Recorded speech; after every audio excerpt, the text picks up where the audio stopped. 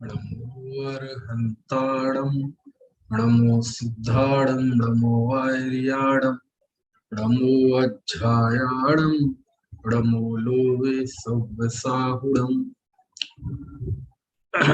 वन्दितु सव्यसिद्धे ध्रुवममलमणुभवं गदिपत्ते गोच्छामि समय पाहुड मिणमो सुद केवली भणिदम्।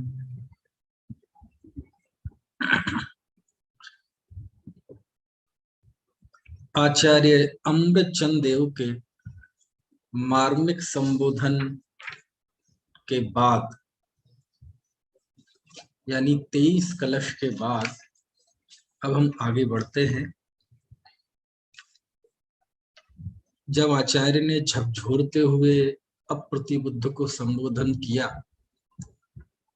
तो अब आचार्य थोड़ा उस अप्रतिबुद्ध की शंकाओं का भी निवारण करना चाहते हैं, क्योंकि संबोधन तब सार्थक है जब सामने वाला जीव निशंक हो, उसके अंदर में कोई शंका, कोई प्रश्न है ना, उसकी श्रद्धा में कोई लचक न रह जाए। इसलिए आचार्य प्रश्न खड़े करते हैं, क्योंकि आचार्य का जो अमृतचंद आचार्य ने समय सार को एक नाटक के रूप में देखा, और नाटक के रूप में देखने का उन्हें जो हौसला मिला, उन कारणों में एक कारण ये भी है कि कुंद देव जो स्वयं एक द्वंदात्मक शैली का उपयोग करते हैं। द्वंदात्मक शैली मतलब हम जो लिख रहे हैं, हम जो बता रहे हैं, उसके विरुद्ध अपेक्षा है ना, वो सामने खड़ी की जाए और प्रश्नोत्तर किए जाए, है ना, तो ये कहलाती है द्वंदात्मक शैली, है ना। क्योंकि द्वंद का अर्थ होता है संघर्ष। दो शक्तियां जब आपस में टकराती हैं, चाहे वो मानसिक हो, चाहे है ना देश हो, चाहे दो व्यक्ति हो, दो संस्कृतियां हो, वो द्वंद उसे ही कहते हैं।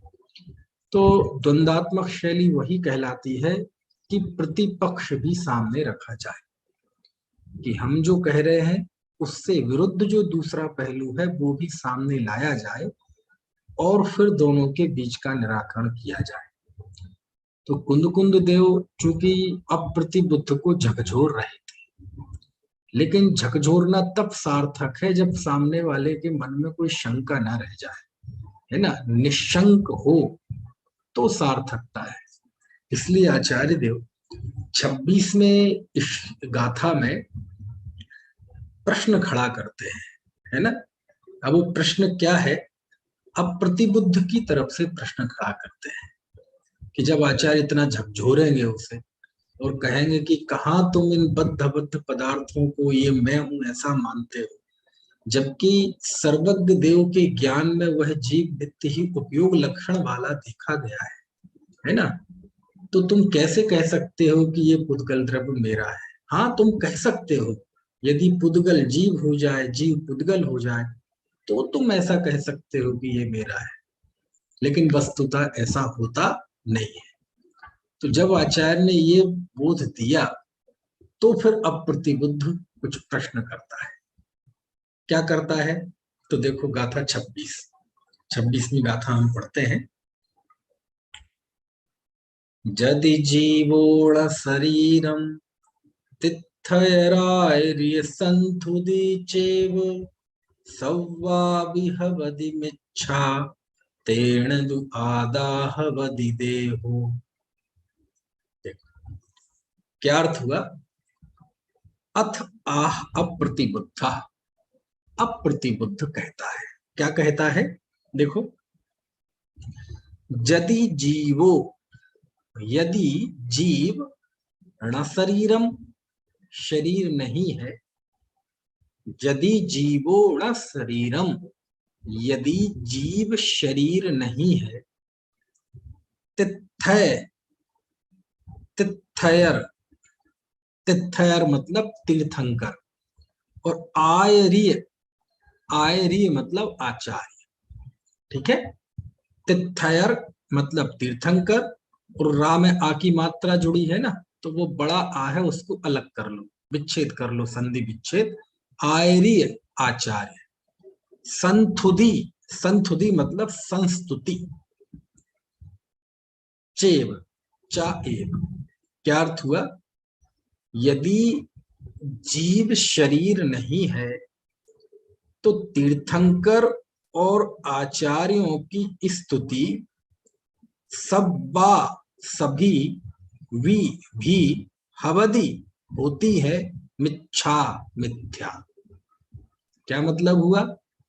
हे आचार्य देव, यदि जीव शरीर नहीं है तो तीर्थंकर आचार्य है ना कि जो स्तुति है वो सब मिथ्या है, झूठी है। सब्बा भी, सभी, हवदी होती है मिच्छा, मिथ्या। फिर तो ये सारी जो स्तुति है आचार्य और साधुओं की, आचार्य की, तीर्थंकर की, सब मिथ्या हो जाएगी। तेणदु, इससे तो ये सही हुआ, इससे तो ये सिद्ध हुआ, इससे तो हम यही समझते हैं, आदा आत्मा, हवदी है देहो देह। इससे तो हम यही समझते हैं, यही निष्कर्ष निकालते हैं कि आत्मा देह है, मतलब आत्मा शरीर है, यानी दोनों में कोई फर्क नहीं। ठीक है, प्रश्न समझ में आ गया आपको? जीवो यदि जीवोण शरीरम, यदि जीव शरीर नहीं है तो तिथैराय संतुदि चेव सब्बा भी हवदि मिच्छा। तीर्थंकर आचार्य की स्तुति ये सब मिथ्या है। तेणदु, इसलिए हम तो ऐसा ही मानते हैं, इसलिए इस तरह से आदा आत्मा, हवदी है देहो देह। इस प्रकार देखा जाए तो आत्मा देह है ना? ऐसा अप्रतिबुद्ध प्रश्न करता है। अब देखो, अप्रतिबुद्ध का आप मनोविज्ञान समझो, क्योंकि अप्रतिबुद्ध के सामने आचार्य ने किसे खड़ा किया था? आचार्य ने खड़ा किया था सर्वज्ञ को। कहा था ना, सब वर्णुणान दिठो जीवो उवोग लक्षण, कि भगवान के ज्ञान में, सर्वज्ञ के ज्ञान में ये जीव नित्य उपयोग लक्षण वाला देखा गया है, और तुम तो कह रहे हो पुद्गल द्रव्य मेरा है। तो आचार्य ने है ना, प्रश्न में भी शिष्य की ओर से वो ही जिनवाणी का लहजा डाला। क्या डाला? जिनवाणी के आधार से प्रश्न कराया, क्योंकि आचार्य ने सर्वज्ञ को खड़ा किया, तो वो भी किसे खड़ा कर रहा है? वो भी धर्म के किसी अंग को खड़ा कर रहा है। किसको खड़ा कर रहा है? स्तुति को, है ना? आप देखो, हम भी स्तुति करते हैं, आप भी स्तुति पढ़ते हैं, है ना? और स्तुति तो मुनियों के 28 मूल गुणों में है, जिसमें 6 आवश्यक है ना, उसमें स्तुति है। तो ये जो स्तुति है, अब क्या क्या अर्थ हुआ इसका कि आचार्य तीर्थंकरों की स्तुति कैसे होती है? तो आप देखें, जैसे भक्तांबर है, तो भक्तांबर में आप पढ़ो, भक्तांबर के 48 छंद पढ़ लो आप। उसमें से इक्का दुक्का छंदों को छोड़ दिया जाए तो किसकी स्तुति है? शरीर की स्तुति है। समझ में आया ना? शरीर की चमक की स्तुति है, शरीर के शांत रस के परमाणुओं से बना है, उसकी स्तुति है ना? आप पहला ही देख लो, जैसे हम भक्तांबर पढ़ते हैं, भक्तांबर प्रणत मौलि मणि प्रवाणा मुद्योत कम दलित पाप तमोबितानम, की मैं किन की वंदना कर रहा हूं? तो पहला विशेषण दिया कि झुके हुए देवताओं के मुकुटों की मणियों को प्रकाशित करने वाले आपके चरण। मैं कैसे चरण की वंदना कर रहा हूं, है ना? कैसे चरणों की वंदना कर रहा हूं? ये अर्थ आपको पता है भक्तांबर के पहले छंद का? क्या अर्थ हुआ? कि आपके चरण रूपी कमल की वंदना करता हूं। कैसे हैं वो चरण? कि जब देवता आपके चरणों में आके झुकते हैं तो देवताओं के सिर पे मणि मुकुट होता है, मुकुटों में मणि लगी रहती है ना? तो जब हम वो झुकते हैं तो आपके चरणों की जो कांति है, आपकी चरणों की जो चमक है, वो इतनी जबरदस्त है कि वो चमक जब उनकी मणियों, मुकुटों की मणियों में पड़ती है तो उनके मुकुट और मणियां वो जगमगा जाते हैं, है ना। ये अर्थ है किसका? भक्तांबर प्रणत मौलि मणि प्रभाणा मुद्योतकम दलित पाप तमोह विथानाम, है ना। ऐसे सम्यक प्रणम्य जिन पाद युगम युगादा, है ना। तो क्या हुआ इसका अर्थ कि अब देखो, अब ये शरीर की चमक की बात हो रही है ना भगवान की स्तुति में, तो शिष्य यही कह रहा है, अब प्रतिबुद्ध यही कह रहा है कि आपका भक्तांबर तो झूठा हो जाएगा पूरा। समझ में आया ना? हो जाएगा कि नहीं? क्योंकि बहुत कम पंक्तियां ही हैं इक्का दुक्का जिसमें भगवान के भीतरी गुणों का स्मरण किया गया है। ज्यादातर तो उनके छत्र, उनके चमर, उनके भामंडल, अष्ट प्रार्तिहार, उनका औदारिक शरीर, परमोदारिक शरीर, उनकी शांत मुद्रा, है ना। और लिखा ना, यही शांत राग रुचि भी परमाणु भिस्तम निर्मापितस्त्र भुवनैक ललाम भूत तावंत एव खलु ते प्यण वह पृथिव्याम यत्ते समान परम नहीं रूपमस्ते। हे भगवान, आपके जैसा रूप दुनिया में किसी का है ही नहीं। क्यों? जिन शांत रस के परमाणुओं से आप निर्मित हुए हैं, आपका शरीर निर्मित हुआ है ना। तो ये जो आपका रूप निर्मित हुआ है वो आपका ही है। क्यों? क्योंकि वो परमाणु दुनिया में उतने ही थे। समझ में आया ना?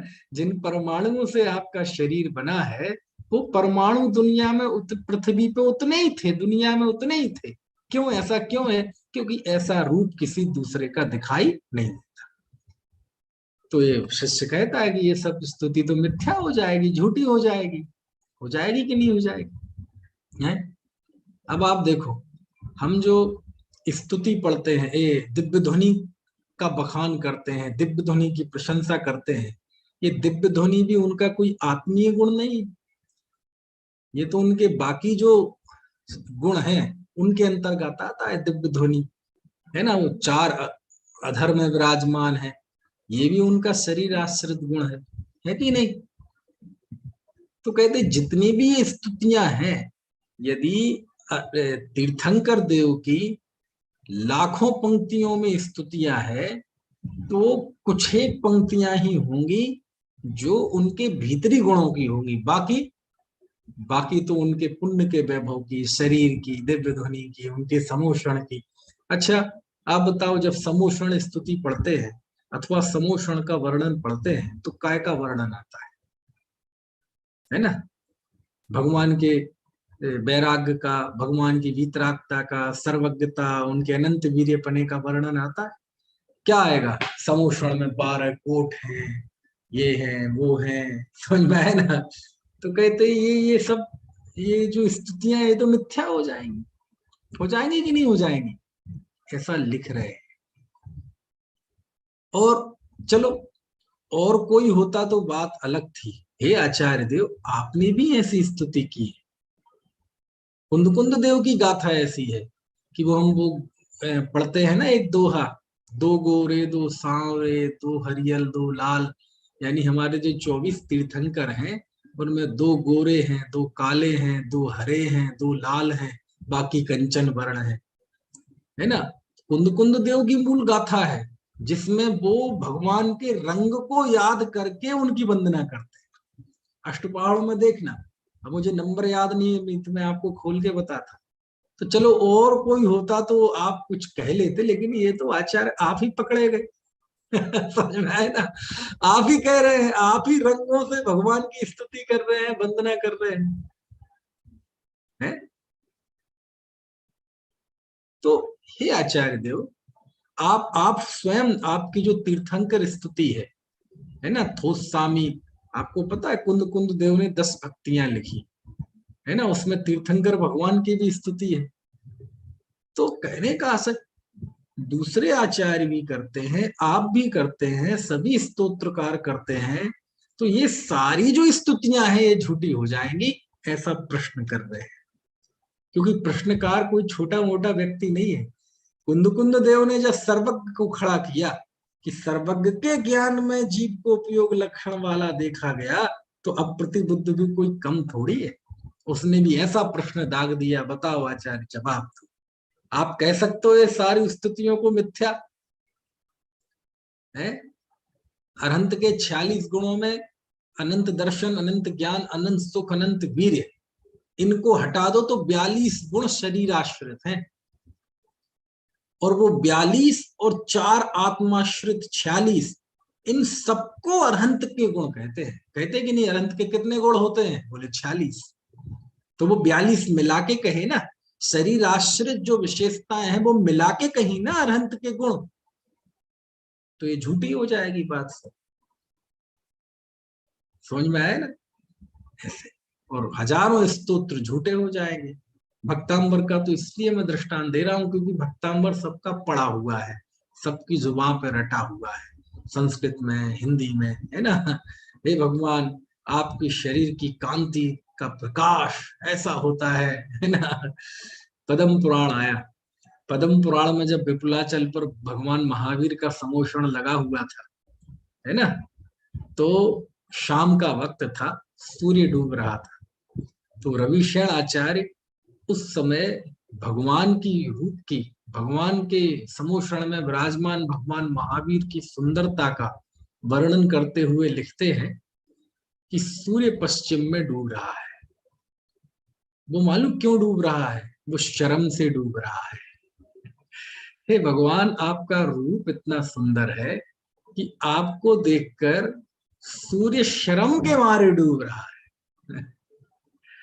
समझ में आया? तो कहते हैं तो सब मिथ्या हो जाएगा। भक्तांबर में भी है ना, करोड़ों सूर्य में भी जितना प्रकाश नहीं है उतना आप में प्रकाश है, ये सब मिथ्या हो जाएगा। समझ में आया ना? और वैसे भी आध्यात्मिक भजनों में भी कहीं ना कहीं शरीर का, मुद्रा का पुट तो आता ही है ना। निरखत जिन चंद्र बदन स्वपद सुरुचि आई।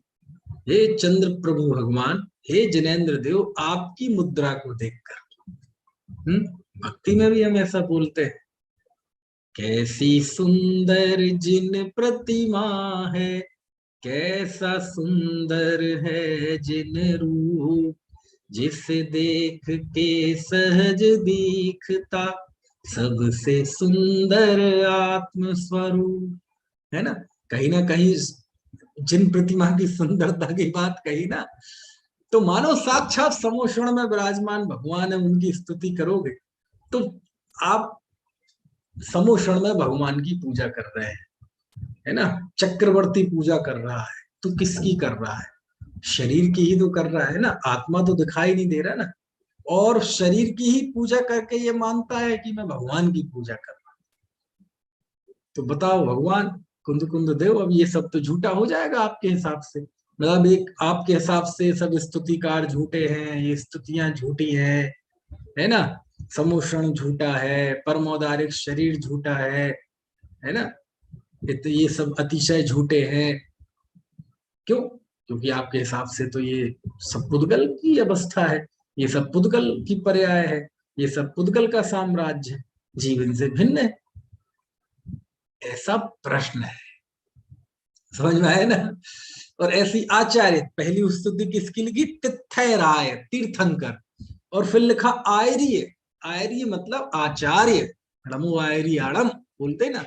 तो आचार्य की स्तुति भी मिथ्या हो जाएगी। कैसे मिथ्या हो जाएगी? क्योंकि आचार्य की जब स्तुति होती है, अरे आचार्य के तो स्वरूप में, कि रूप में, वय में, कुल में जो श्रेष्ठ हो, ऐसे आचार्य होते हैं। यानी आचार्य की जो बेसिक क्वालिफिकेशंस है उसमें है ये कि वो रूप में विशिष्ट हो, कुल में विशिष्ट हो, वय में विशिष्ट हो। समझ में आया ना? अब लोग वो रूप में अच्छे होने चाहिए आचार्य।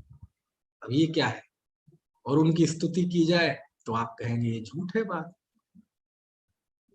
समझ में आया ना? और ये बात कोई दूसरा कहता तो जाने दीजिए, आपने ही प्रवचन सार में लिखा है, आपने ही प्रवचन सार की गाथा में जब आचार्य परमेष्ठी का आप वर्णन करते हैं प्रवचन सार की चरणानुयोग सूचक चोलिका में, तो आप खुद आचार्य के है ना उसकी बात करते हैं, तो ये सब झूठा हो जाएगा। कुछ बात समझ में आ रही है कि नहीं? अरे ज्यादा दूर जाए, कहाँ जाए, वक्ता के स्वरूप में लिखा कि वक्ता मनोरम होना चाहिए, अंग भंग नहीं होना चाहिए, कुरूप नहीं होना चाहिए।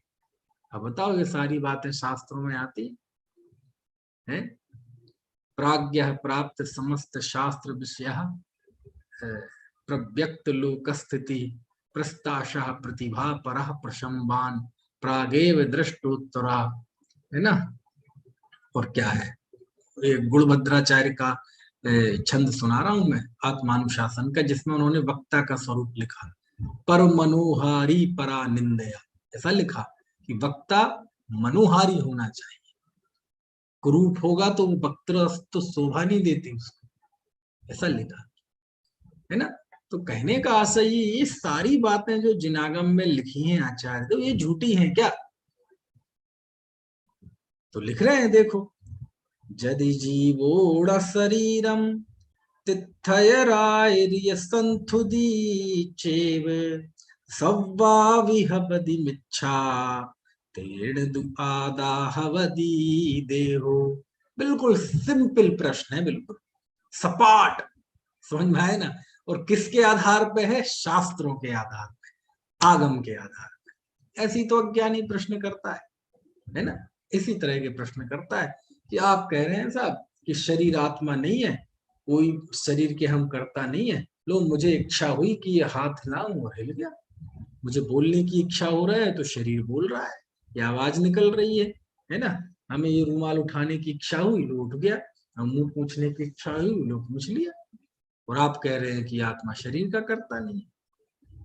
तो भी कर्ता बनने वाली बात होगी कर्ता कर्म अधिकार में। लेकिन मैं बताना चाहता हूं कि ऐसे ऐसे प्रश्न आते हैं, और यहाँ तो उसने जीव ने बिल्कुल अपनी ओर से, भगवान कुंद कुंद देव, आपने भगवान को खड़ा किया है ना, सर्वज्ञ को खड़ा किया है ना, तो हमने भी है ना उसी परंपरा को खड़ा कर दिया कि क्या आचार्यों की, तीर्थंकरों की ये जो स्तुतियां हैं, ये सब झूठी हैं। और झूठी तो है नहीं, आप कह नहीं सकते। तो इससे तो यही बात सुनिश्चित हो गई कि आत्मा शरीर है, इससे अलग नहीं है। सीधी बताओ, जब अरहंत भगवान के वंदना करते हैं, साक्षात समोषण में ही विराजमान क्यों ना हो, और जब हम उनकी वंदना करते हैं तो आपने उनकी वंदना की कि नहीं की? बिल्कुल साफ साफ जवाब दो आचार्य। क्या है आचार्य से प्रश्न? हे आचार्य देव, आप तो बिल्कुल हाँ ना में बताइए। जब चलो अभी मूर्ति तो छोड़ो, हम तो साक्षात समोषण की बात कर रहे हैं। साक्षात समोषण में विराजमान भगवान महावीर की वंदना की, तो शरीर शरीर था ना सामने? तो बोले हाँ था। तो आपने भगवान महावीर की वंदना की कि नहीं की? बोले हाँ की। तो शरीर की ना।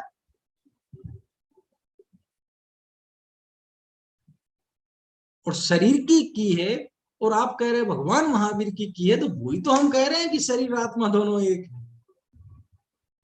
प्रश्न समझ में आया मेरा? और जब देखो, ये तो साक्षात तीर्थंकर की बात हो रही।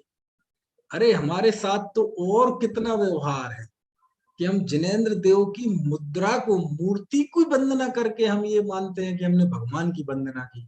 बोलो, जब हम मूर्ति की वंदना करते हैं तो कोई ऐसा मानता है कि मैंने भगवान की मूर्ति की वंदना की, जिनके बिंब का दर्शन किया? हम बिल्कुल ऐसा मानते हैं कि नहीं, हमने भगवान की वंदना की है। आप जाते हैं घर में, बोले कहां से आ रहे, तो क्या बोलते हैं? भगवान के दर्शन करके आ रहे, भगवान की पूजा करके आ रहे, भगवान का प्रक्षाल करके आ रहे। ऐसा कोई बोलता है? किसका, कहां से आ रहे? मैं भगवान की मूर्ति के दर्शन करके आया, ऐसा बोलता है कोई? नहीं बोलता, भगवान के दर्शन करके आ रहे। तो हम भी ऐसे ही बोलते हैं। तो आचार्य भी ये सब झूठा हो जाएगा, मिथ्या हो जाएगा। इसलिए इससे तो यही बात निश्चित होती है कि आदाहवदि देहो, आदा मतलब आत्मा, हवदी है, देहो दे। कितने जल्दी निष्कर्ष निकाल लिया, समझ में आया ना, है ना। ऐसा ये प्रश्न। अब देखो आचार्य इसका जवाब देते हैं, कुंद कुंतेव इसका जवाब देते हैं। गाथा 27 और बहुत अच्छी गाथा है, बहुत सरल गाथा है ना। और उसी शैली पे है कि एक लाइन में व्यवहार को उपस्थित करना और दूसरी लाइन में व्यवहार का निषेध करना। देखो आचार्य इसका जवाब नए विभाग से देते हैं। वो ये नहीं कहते कि हाँ वो सब स्तुतियां झूठी हैं, मिथ्या है, वो ऐसा नहीं कहते। क्या कहते हैं देखो जरा, गाथा 27। भवहार्णो भासदि जीवो देहो यह बदि खलु एको णदुडिच्छयस् जीवो देहो या कदापि एकट्ठो। है एक साथ मिलके बोले, भवहार्णो भासदि जीवो देहो यह बदि खलु एको णदुडिच्छयस् जीवो देहो या कदापि एकट्ठो।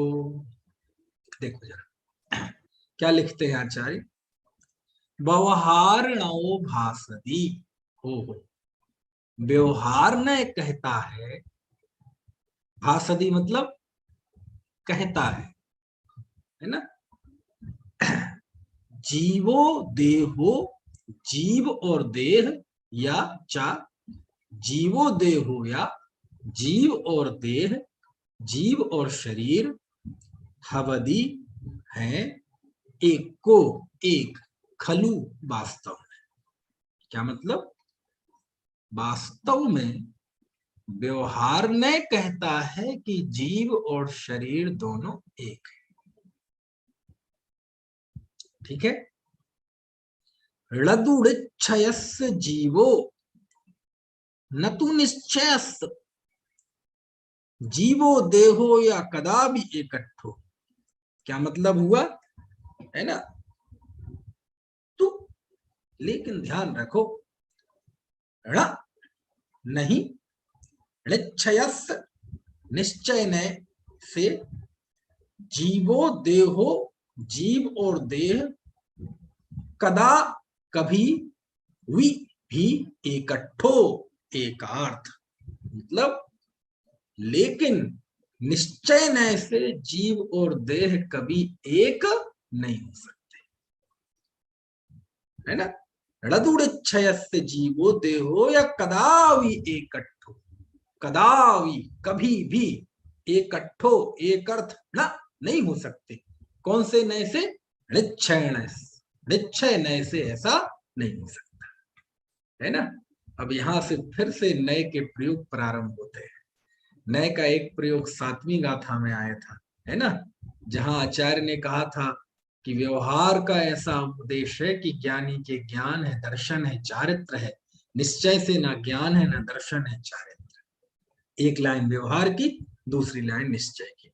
अब फिर से बिल्कुल उसी शैली में बात आई है कि व्यवहार ने ऐसा कहता है वास्तव में कि जीव और देह दोनों एक है, लेकिन निश्चय ने से जीव और देह कभी भी, कदापि, न पहले न भविष्य में और न वर्तमान में, और जिस क्षण शरीर की स्तुति की जा रही है उस क्षण भी कभी दोनों एक नहीं हो सकते। ये निश्चय ने का कथा है, समझ में आया ना। इसका मतलब क्या हुआ कि शुरुआत में मैंने बताया था कि आचार्य ऐसा नहीं कहते कि ये बात झूठी है, ये बात असत्यार्थ है। ऐसा क्यों नहीं कहते, क्योंकि ऐसा कहने से व्यवहार का लोप होता है, ऐसा कहने से हमारे आचार्यों का, ज्ञानियों का अपमान होता है। तो वो क्या कहते हैं, ये व्यवहार है। व्यवहार मतलब ये जो तुम बात कह रहे हो, ये मैं ये नहीं कह रहा कि ये मिथ्या है, समझ में आया ना। ये व्यवहार है। व्यवहार है मतलब व्यवहार ने दो द्रव्यों को एक कहता है, उनके आपस में कारण कार्य संबंध देखता है, इस दृष्टि से ये व्यवहार है, एक्सेप्टेड। ये कोई गलत है ऐसा नहीं है, हम भी ऐसी स्तुति करते हैं, कुंद देव स्वयं षट आवश्यकों का पालन करते थे, स्तुति वंदना सब करते थे, और वो भी सब स्तुतियां बोलते थे। तो ये कोई गलत हो ऐसा नहीं है, लेकिन ये व्यवहार है। व्यवहार है मतलब ये एक क्षणिक सत्य है, एक संयोग का कथन है। लेकिन निश्चय से देखा जाए, निश्चय मतलब बिल्कुल एक्यूरेट, एकदम तात्विक दृष्टि से, एकदम वास्तविक, सार्वभौमिक, सार्वकालिक सत्य, जिसमें कोई संयोग की बात ना हो, है ना, जिसमें कोई उपदेश की बात ना हो, बिल्कुल सत्य की कसौटी पर कसा जाए, तो जीव और देह कभी दोनों मिलकर एक नहीं हो सकते। समझ में आए ना, ये शैली है समय सार की। कुंद देव हर एक बात को नए विभाग से बताते हैं। अब व्यवहार कहते ही ये बात हो गई कि जैसा तुम कह रहे हो ऐसा एक नए है, क्योंकि निश्चय नय और व्यवहार नए, ये दोनों कहाँ होते हैं? नए हमेशा ज्ञानी के ज्ञान में होते हैं, अज्ञानी को तो नए होते ही नहीं है। अज्ञानी को तो पता ही नहीं है नए क्या होता है, वो तो उसके तो नया भास होता है ना। तो आचार्य ने ये कह दिया कि जो तुम कह रहे हो ये व्यवहार नय से ऐसा कहा जाता है, व्यवहार नय से देह और आत्मा एक है। तो हो गए आचार्य, हो गई ना हमारी बात सिद्ध, हो गई ना हमारी बात सिद्ध। देखो आपने भी आखिर व्यवहार से दोनों को एक कह दिया ना। बोले नहीं, तुम्हारे लिए नहीं कह रहा हूं मैं, ये तुम्हारी शान में नहीं कह रहा हूं, ये तो जिनका तुमने रेफरेंस दिया है कि तीर्थंकर और आचार्यों की स्तुति मिथ्या हो जाएगी, हम तो उन स्तुति करने वाले ज्ञानी धर्मात्माओं का मान रख रहे हैं। समझ में है ना? क्यों? क्योंकि निश्चय नय और व्यवहार नय दोनों ज्ञानी के होते हैं, अज्ञानी के नया भास होता है। समझ में है ना? देखो, अज्ञानी कहे कि ये रूमाल है मेरा है, ये अज्ञान है। ज्ञानी ये कहता है कि ये रूमाल मेरा है, ज्ञानी का ऐसा ज्ञान व्यवहार है। कुछ बात समझ में आ रही कि नहीं? अज्ञानी जब ऐसा कहता है कि ये रूमाल है, ये उसका व्यवहार नहीं है। क्यों? क्योंकि ये हकीकत में इससे आत्मीयता रखता है, हकीकत में इससे राग रखता है, इसको अपना मानता है, उसे अपने पराये की पहचान नहीं है। अज्ञानी के जो व्यवहार के वचन होते हैं, वो वचन बोल रहा है, भले कह रहा है कि ये व्यवहार से कह रहा हूं मैं, लेकिन टेस्ट वो उसमें निश्चय का लेता है, इसलिए उसका अज्ञान है, इसलिए उसके ना निश्चय होता है ना व्यवहार होता है। ज्ञानी जो ऐसा कहते हैं कि ये मेरा रूमाल है, मेरी घर है, मेरे गृहस्थी है ना, ये मेरे भगवान है, पंच परमेष्ठी है, मेरे लिए बंदनी है, आचार्य का बहुत उपकार है हम पर, ज्ञानी जो ऐसे वचन बोलता है, उसका वो वचन बोलना और वैसा उनका विकल्प ज्ञान का, वो व्यवहार में है। अज्ञानी के ना निश्चय होता है और ना अज्ञानी के व्यवहार होता है, क्योंकि अज्ञानी तो पागल है, अज्ञानी तो मूर्ख है, उसे कुछ नहीं पता क्या है, वो तो कभी कुछ कहता है, कभी कुछ कहता है, थोड़ी सी जनवाणी की दो चार बातें सीख लेगा तो बोलने लगेगा कि मैं भगवान आत्मा हूं, है ना, मैं हूं अपने में स्वयं पूर्ण, पर की मुझ में कुछ गंध नहीं। लेकिन ये जिनवाणी बोलती है उसके सिर पे बैठ के, उसकी अनुभूति तो यही है कि मैं गोरा काला।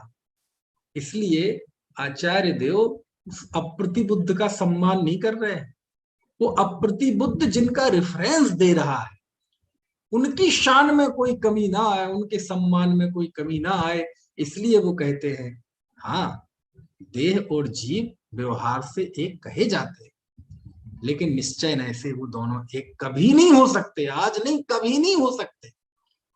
ऐसी ये 27वीं गाथा है, क्योंकि आचार्य की एक शैली है।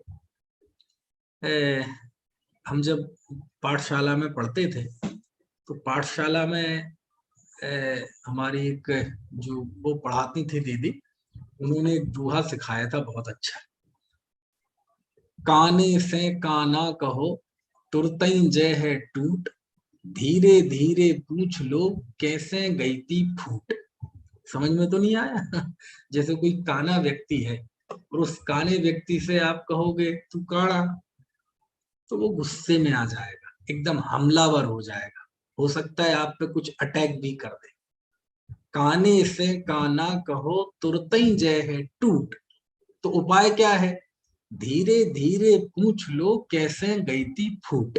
कि उसको आराम आराम से पूछ लो, है ना, कि और जी जय जिनेन्द्र, जय जिनेन्द्र, अच्छा जी कैसे हैं आप, और आप ठीक हैं, आपका स्वास्थ्य ठीक है, परिवार में सब कुशलता है, हाँ हाँ आजकल मौसम बड़ा गर्म है।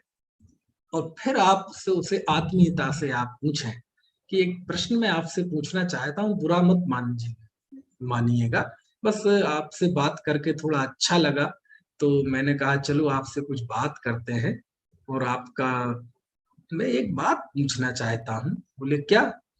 बोले ये आपकी ये जो दूसरी आंख है ये कैसे फूट गई थी? तो ऐसा जब आपने उससे प्रश्न किया तो आपने उसे काना तो कह ही दिया, देखो। जब आपने ये कह दिया ना कि कैसे फूट गई थी, तो आपने काना तो उसे कह ही दिया, लेकिन सीधे नहीं कहा, है ना। तो उसने बताया कि एक बार ऐसा हुआ था, ये हुआ था, मैं काम से जा रहा था, हॉस्पिटल जा रहा था, ऑफिस जा रहा था, और एक्सीडेंट हो गया, और ये ऐसा ऐसा हुआ, और मैं काना। अब देखो, एक उपाय था उसे एक काढ़े, और दूसरा उसे धीरे धीरे पूछ लिया कि कैसे फूट गई थी। तो इससे क्या फायदा हुआ? इससे ये फायदा हुआ कि पहले तो उसे गुस्सा नहीं आया, दूसरा आपकी सरसता, आपकी सदाशयता का ये असर हुआ कि आपके बीच में एक आत्मीय संबंध निर्मित हुआ, और आपका जनरल नॉलेज भी बढ़ गया कि वो कैसे काना हो गया था। ये सब फायदे हुए ना, नुकसान तो नहीं हुआ ना कोई, है ना। और आप उसे कहते काना, झगड़े हो जाते। क्यों? क्योंकि काने व्यक्ति को आप काना कहोगे ना तो उसे डबल दुख है। कैसे दुख है? पहला दुख तो ये कि वो काना, और दूसरा दुख ये तुम्हारा ताना। समझ में है ना।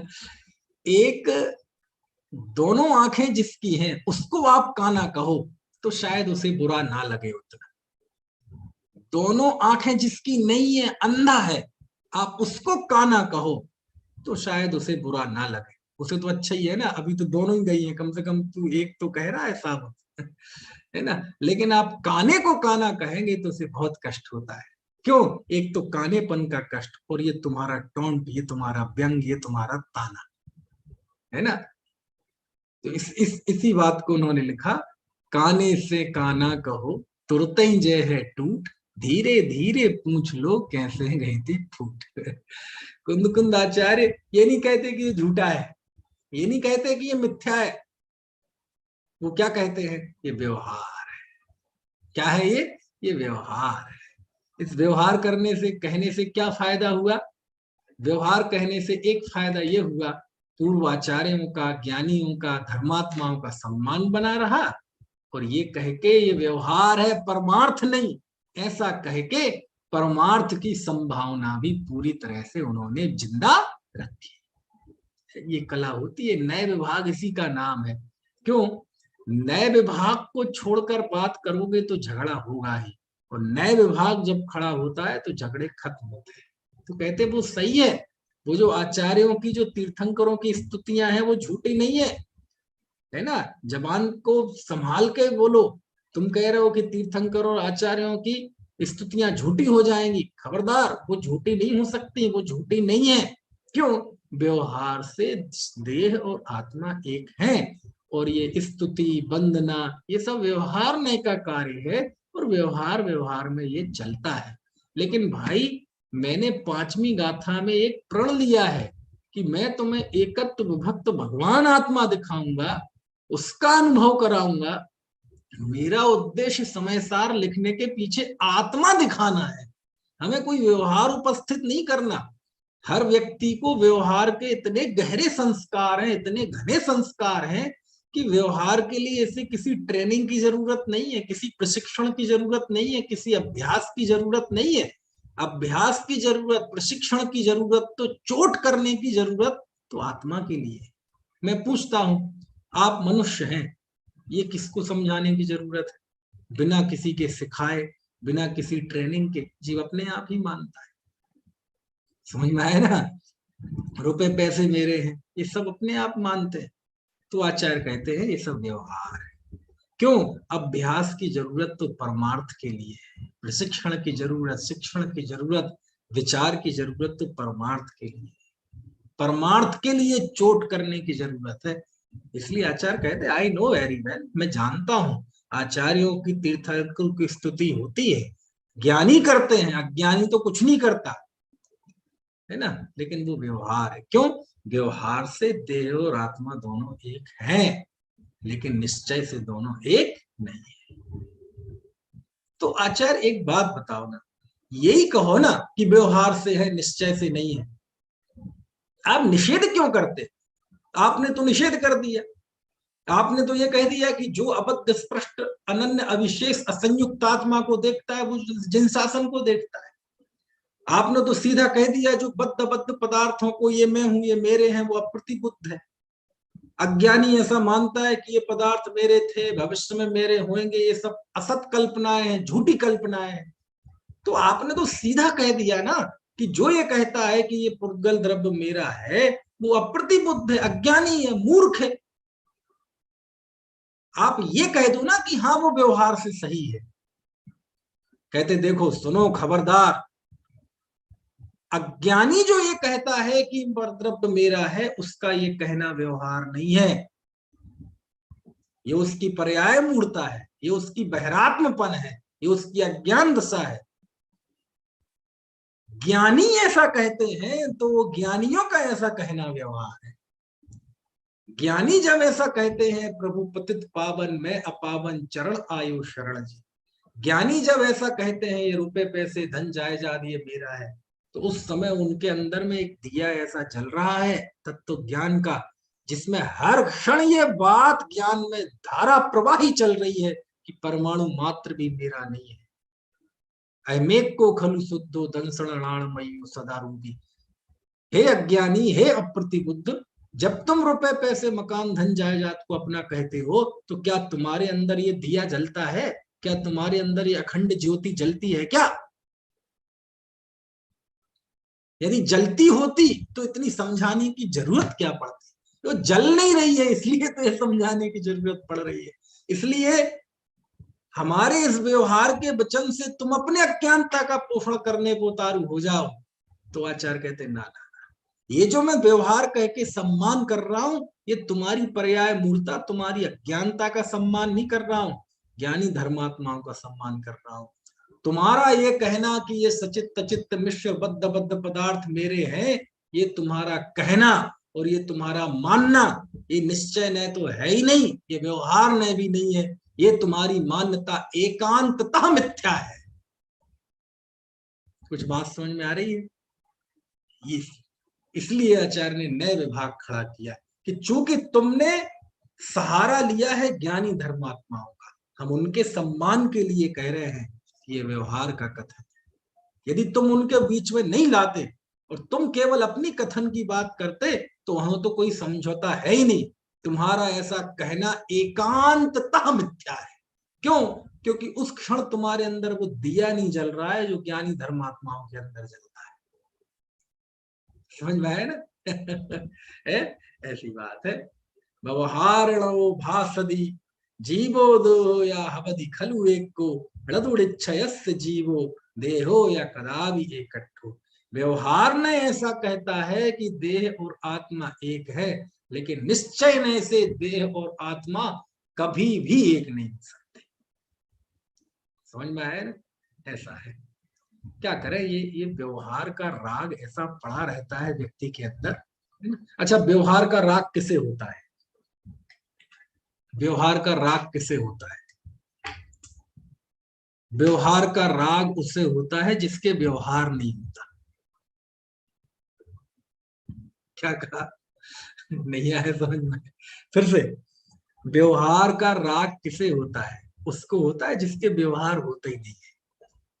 जिसके व्यवहार नहीं होता है उसको व्यवहार का राग नहीं होता, क्योंकि व्यवहार ने ज्ञानियों के होता है और उन्हें व्यवहार ने का राग नहीं रहता।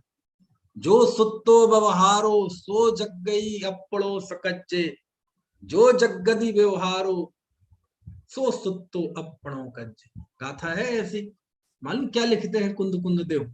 जो व्यवहार में सोता है वह अपने कार्य में जागता है, और जो व्यवहार में जागता है वह अपने कार्य में सोता है। ऐसी गाथा है अष्टपाहड़ में। तो व्यवहार जिसके होता है उसे व्यवहार से राग नहीं होता, और जिसे व्यवहार से राग होता है उसके व्यवहार होता ही नहीं है, उसके तो व्यवहाराभास होता है। अज्ञानी के व्यवहार नहीं होता, बस वो व्यवहार के प्रति उसे राग होता है, और ज्ञानी के व्यवहार होता है लेकिन उसे व्यवहार से राग नहीं होता। समझ में आया ना? ऐसा है, एक से एक है ना, बहुत निर्मल तत्व ज्ञान है आचार्यों का, कहीं कोई शंका की गुंजाइश नहीं है। साहब आचार्य और तीर्थंकरों की जो स्तुति है वो मिथ्या हो जाएगी? बोले नहीं होगी, चिंता मत करो, क्योंकि वो जो स्तवन करते हैं वो सब ज्ञानी धर्मात्मा है, और उनका वह व्यवहार है, उसके आधार से तुम अपनी पर्याय मूर्ता पुष्ट करो, ये नहीं चलेगा है। चलो, इसका हिंदी जो अनुवाद है वो बहुत अच्छा है, कुंद कुंद शतक में इतना अच्छा लगता है, इतना सरल है ना।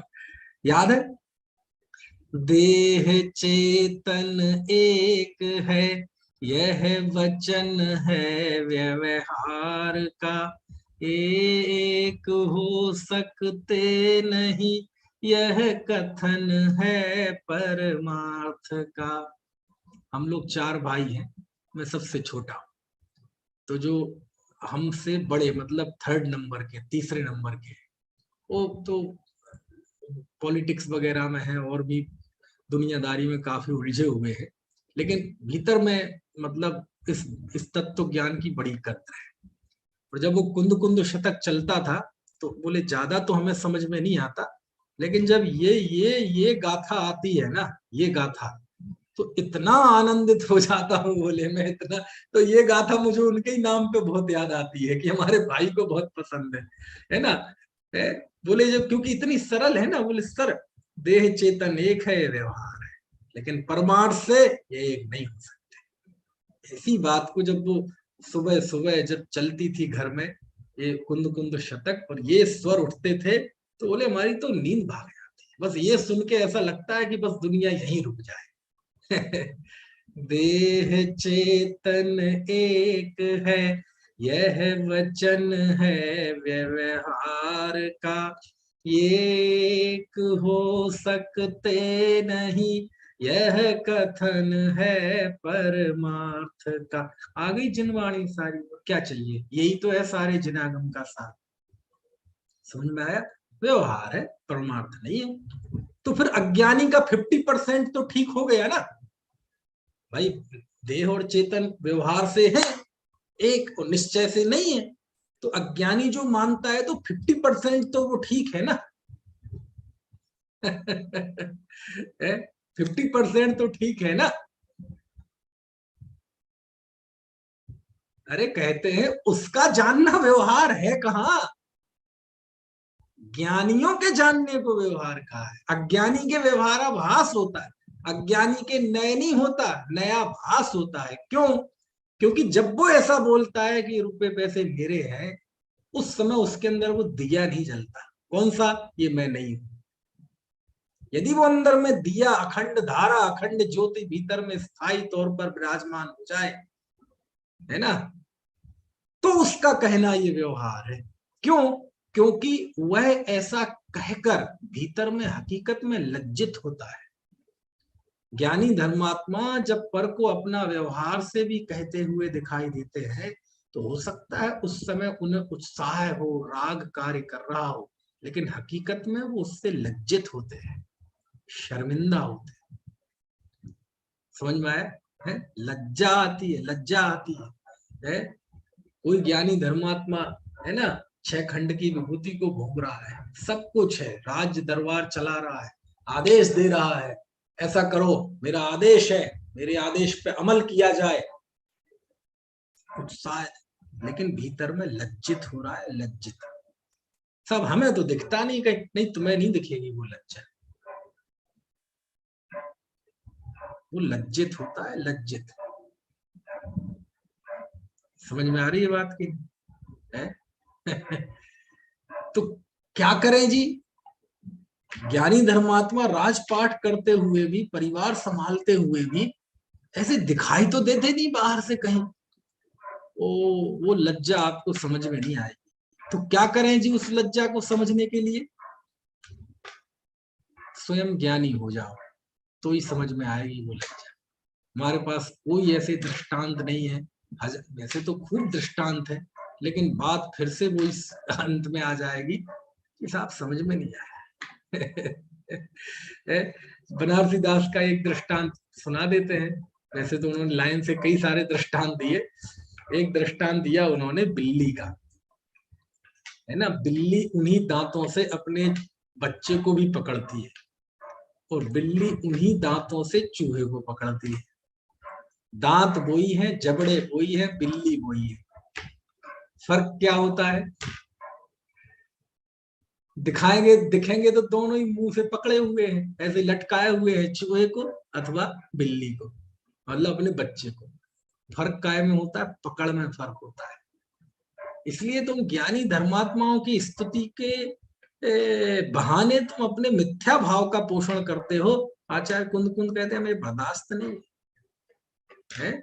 हमने सर्व को खड़ा किया तो तुमने 11वीं धर्मात्माओं की स्तुति को सामने मेरे सामने खड़ा कर दिया। अरे तुम कहां तुलना कर रहे हो? ज्ञानी धर्मात्माओं की स्तुति एक अलग है और तुम अपने मिथ्या भाव के पोषण के लिए उनको बीच में ला रहे हो, उनके आधार से प्रश्न कर रहे हो। है कहते व्यवहार न है, और व्यवहार ने तुम जो कह रहे हो सचित्त चित्त मिश्र पदार्थ मेरे हैं, ये मेरे थे, भविष्य में मेरे होंगे, ये तुम्हारा कथन व्यवहार नहीं है। मैं व्यवहार उन ज्ञानी धर्मात्माओं की स्तुति को कह रहा हूं। तुम्हारा कथन तो झूठा है, मिथ्या है, झूठा आत्म विकल्प है ना। ठीक है, एक बार गाथा पढ़ते हैं प्राकृत की, उसके बाद चर्चा पूरी करते हैं। कोई प्रश्न हो तो आप पूछ लीजिएगा। भवहारिणौ भासति जीवो देहो यहवति खलु एको णदुडिच्छयस् जीवो देहो यकदा विएकट्ठो। चलो कोई प्रश्न हो तो पूछ लीजिए, बाकी की चर्चा कल करें।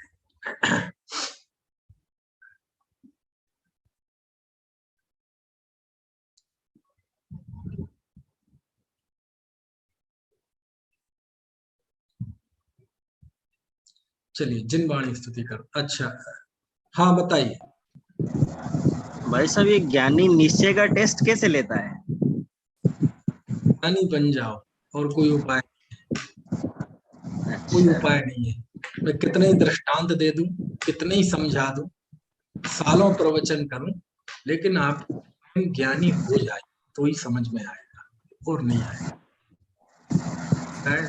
निश्चय का टेस्ट मतलब देखो क्या होता है, जैसे चक्की के दो पार्ट होते हैं ना, एक घूमता रहता है और एक स्थायी जमीन पे गड़ा रहता है, वो नहीं घूमता। ऐसे ही जब तक जीव चारित्रवंत नहीं हुआ है, मुख्य तौर पर जब गृहस्थ है कोई सम्यक दृष्टि धर्मात्मा, तो एक उसकी दृष्टि है, श्रद्धा है, वो ऐसी जमी रहती है कि मैं एक शुद्ध ज्ञायक भाव हूं, मैं पर का करता नहीं हूं, पर मैं नहीं, पर मेरा नहीं, पर द्रव्य का मैं करता नहीं, पर मैं भोगता नहीं। लेकिन अभी इस तत्व ज्ञान में चारित्रिक रूप से वो दृढ़ नहीं रह पाता, भूमिका नहीं है ना अभी वैसी। तो फिर उसके विकल्प होते हैं, घर परिवार मकान दुकान, है ना, वो घूमता रहता है, चक्कर खाता रहता है, चक्कर खाता रहता है। समझ में आया ना। प्रथमानुयोग पढ़ो, कैसे कैसे ज्ञानियों ने भी, धर्मात्मा भी चक्कर खाते हैं। तो चक्कर खा रहे हैं वो भी सत्य है, वो झूठा नहीं है, वो भी है, वो पर्याय का सत्य है, वो समय की परिस्थिति का सत्य है, वो उदय की अवस्था है। लेकिन उसी क्षण वो ज्ञानी भी तो है, उसी क्षण वो धर्मात्मा भी तो है ना। कोई माँ है, वो अब बेटा उसका कहीं अमेरिका में या कनाडा के किसी शहर में पढ़ने गया हो, तो ज्ञान में तो हो सकता है हर समय थोड़ी याद करेगी वो अपने बेटे को, है ना, सोएगी, भोजन बनाएगी और कार्य करेगी, तो बच्चे को फिर दिमाग से निकल जाएगा। दिमाग तो यहाँ हाँ हो जाएगा, लेकिन क्या एक क्षण के लिए भी उसका अपनापन अपनी बेटे के से जाता है क्या? होते हुए भी जब उसके बच्चे को विषय में वो सोच नहीं रही, तो बाद बच्चा पास तो है ही नहीं, वाणी से भी बच्चे का नाम नहीं ले रही, सोच भी नहीं रही, लेकिन निद्रा में भी, अरे कोमा में भी चला जाए, बेहोश हो जाए वो जीव, उस क्षण भी उसका अपने बच्चे के प्रति आत्मीयता का भाव बढ़ा है कि नहीं? कमजोर हो जाता होगा कुछ समय, जिस समय वो सो रही है उस समय कम हो जाता होगा, पता है क्या है? कोमा में चली जाए तो कम हो जाता होगा, वो नहीं होता कम, वो अपना मन पड़ा रहता है, ऐसे ही होता है। ये लौकिक दृष्टांत है, लेकिन फिर भी मैं कितने ही दृष्टांत दे लूं, उपाय तो यही है कि हम स्वयं ज्ञानी हो जाए, तो ही आपको ज्ञानी समझ में आएगा, अन्यथा नहीं आएगा। जैसे पिता का त्याग, आप जब पिता बन जाते हैं तब समझ में आता है। माँ का त्याग, माता पिता का त्याग, आप जब उस जिम्मेदारी पे आ जाते हैं तब समझ में आता है कि माता पिता का त्याग क्या होता है। उसके पहले समझ में नहीं आता, सावन के अंधे को सब हरा हरा दिखता है, समझ में आए ना? पिताजी 2-2 रुपए बचा रहे हैं, तो आप सोचे अरे यार क्या को बचा रहे, जब आप खुद बन जाते हैं ना पिता, तब पता चलता है कि पिताजी 2-2 रुपए क्यों बचाते थे, वो फटी हुई बनियान क्यों पहनते थे, है ना, और पुरानी कपड़े क्यों पहनते जाते थे। अब उस अवस्था में जब आप खुद पिता नहीं बने हैं, खुद माँ नहीं बनी है कोई, आप कितने ही पुराण लिख दिए जाए, कितने ही आपको पढ़ा दिए जाए, आपको समझ में नहीं आएगा। और हजारों लाखों पुस्तकें आपको एक पल में समझ में आ जाएंगी, कब? जब आप खुद उस भूमिका में होंगे तब। ऐसा ही है। तो ये दिया जो जले ना, इसको महसूस करने के लिए खुद ज्ञानी हो जाएगी, और कोई उपाय।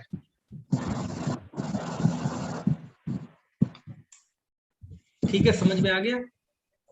चलिए, और किसी का कोई प्रश्न हो?